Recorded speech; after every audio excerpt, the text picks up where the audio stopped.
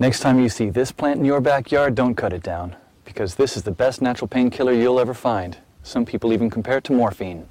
This common plant is called wild lettuce and was commonly used by Native Americans 2 centuries ago for both food and medicine. So today I'm going to show you how to make a simple wild lettuce extract to keep in your medicine cabinet and use whenever you need it. Now if you take a leaf or stem and squeeze it, you'll see a white substance coming out. This is where the potency of the plant lies. Because of this white juice, the early European settlers also called it opium lettuce. This milky substance doesn't contain any opiates, but it's working on the central nervous system directly to lessen the feeling of pain. Nowadays, many people are turning their attention back to this lost knowledge and use it as a replacement for addictive prescription pain medicines. So let's avert our gaze from our modern survival thinking for just a bit and look at how our great-grandparents did it 150 years ago.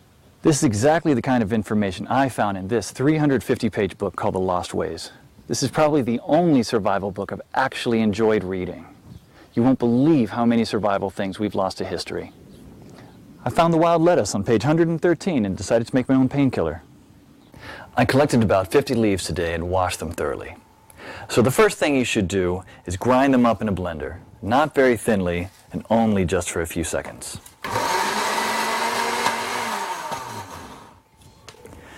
Place the ground leaves into a wide pot and add just enough water to cover them.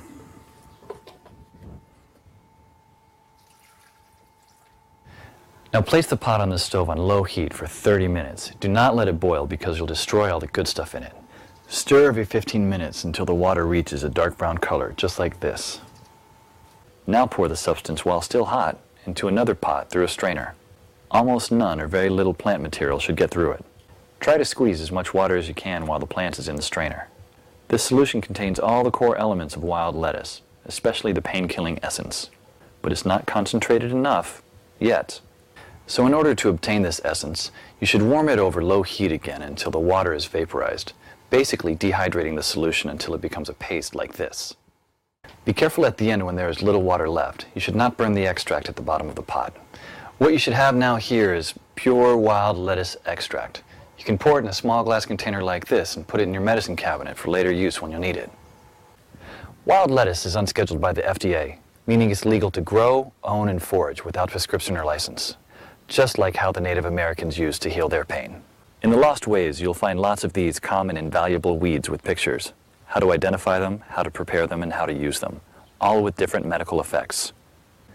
Because when the medical system collapses, this will be the only option you have to heal yourself.